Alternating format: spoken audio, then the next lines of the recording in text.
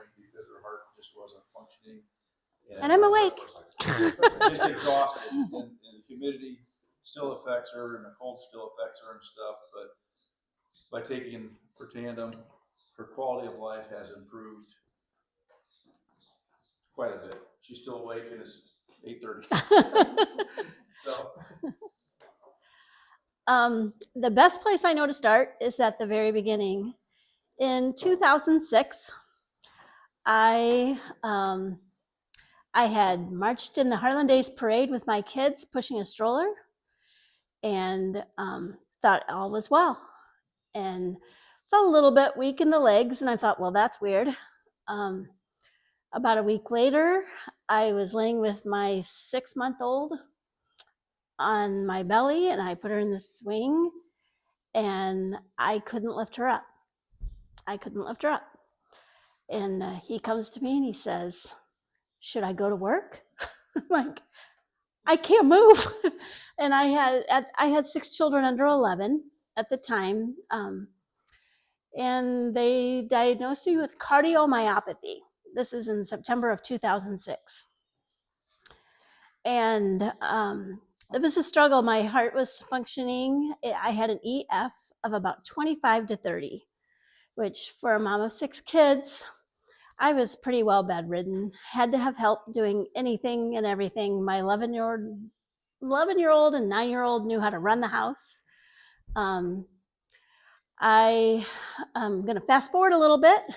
I maintained 25-30% for the next several years. In 2014, I was at church with my family. I started to feel really weak and sitting in a church service, and I got up and I walked out and pretty much just collapsed outside the door of the sanctuary, and they found out my heart was stopping.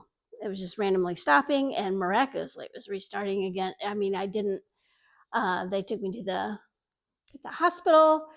At that point my heart was at 10%, and he was told that maybe 6 months. When they sent me home from the hospital, they said she's going to be back within a week. I was back several times, but not within a week. They ended up putting in a cardiac defibrillator. I do have a cardiac defibrillator, and I just pretty much, my kids got used to doing school from my bedroom because I pretty much was in my bed most of the time. Did school from there. I had a lady that would come and help me 3 or 4 times a week, just try to maintain things. 2017, I just was maintaining this whole time. Fast forward to 2023, Randy comes home and says, Lester says you need to take this. And as he just said, we had heard it all at this point.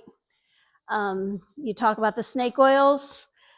I had taken them all. I had tried it all. I had tried all kinds of things. A lot of money spent. He said, Lester says, take it for 3 months. And I said, okay, Randy, I'll give you 3 months. So he had brought the bottle home from Lester's, and I started with just the NRF2. And this was January of 2023. I think it was January. And I thought, after the first month, I'm like, you know what? I'm not feeling worse. So I ordered some more, and he went out to Lester's and got some more. And Lester told us about the Tri-Synergizer. I think I started with the first 2. There were like 2 to start with. And so that month, he went ahead and got the 2 bottles. So I took that for another month, and I'm like, you know what? I don't know if it's in my head or not. I don't know if this is a planted thing, but I think I'm feeling better. So I ordered, I went online and set up an account, and I ordered the Tri-Synergizer. I started taking the Tri-Synergizer in about March, and about June, of that year. Actually, it was July 4th because it was my birthday. So I love the zoo. At this point, I owned both a walker and a motorized scooter, and we would take my motorized scooter to the zoo, and that's how I got around. I couldn't walk the whole zoo. I said, Randy, I think I can walk. He said, do you want the walker? I'm like, no, don't want the walker. So I had to rest a couple times, but I walked around the entire zoo with my family for the first time in probably 10 years or more. That was the first thing we noticed. We're like, okay, I walked around the zoo. So I talked to the cardiologist and I said, this is what I've been taking. And my one doctor said, don't change anything. He wouldn't admit that the Protandim was probably making the difference, but he said, don't change anything. Don't quit taking anything that you're taking right now because you're doing so well. And so I kept taking everything, which was the Tri-Synergizer is what I was taking. And last fall, I actually ended up being diagnosed with cancer.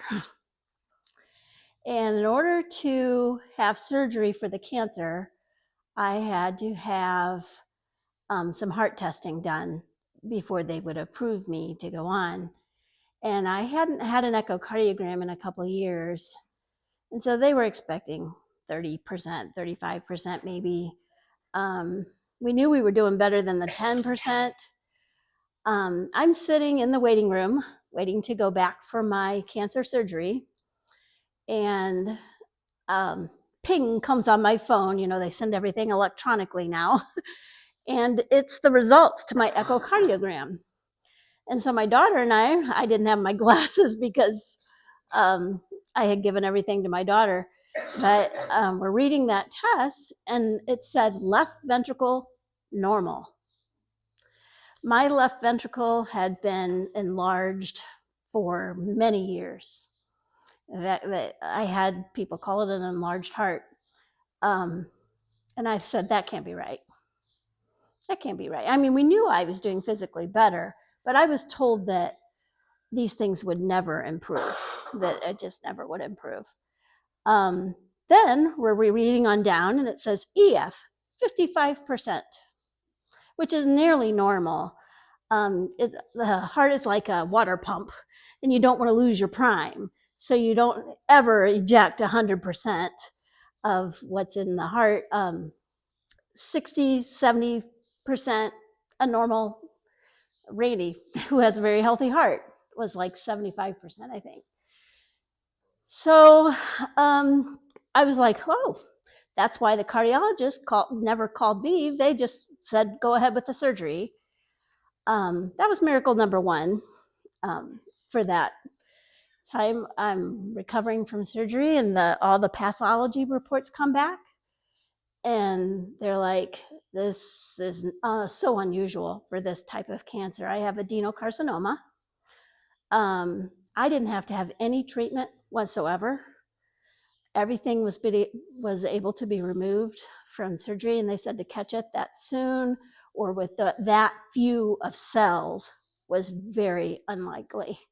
And I didn't even have to. They had prepared me for, this is going to affect your heart. I didn't have to have any treatment whatsoever. So I am so thankful that Lester persisted because he had been trying for 3 years to get us to take it. I mean, that's pretty much my story. It has been long. I went from being bedridden to, well, I'm standing upright before you right now. So, and didn't bring my walker in here. So I was using a walker for a good, I'm going to say 10 years that I used a walker. But so I can answer any questions. My energy level is the first thing we notice. I'm back to teaching the violin. I had quit for a while because I didn't even have the energy to hold my instrument up. So I had quit playing the violin for like 7 or 8 years because I just didn't even have the strength to do it. And I'm back teaching, which is what I love to do. So all my kids are grown. I was told I would never see my youngest daughter grow up. And I just remember looking at her and thinking, well, she won't even remember me because she's 6 months old sitting on Randy's lap when I was first diagnosed. And I'm like, well, she won't even remember who I am. So I am so very thankful. Thankful. It's made a huge difference in my quality of life. So I've actually gone on a couple trips. I went to Nashville last September.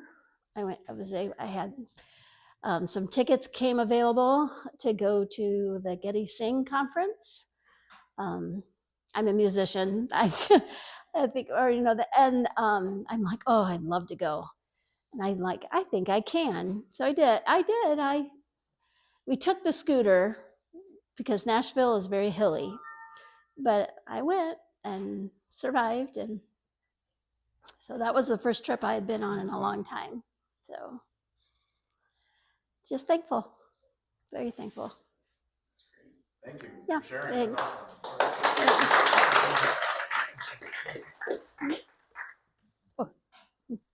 That was great. I mean, Oh. I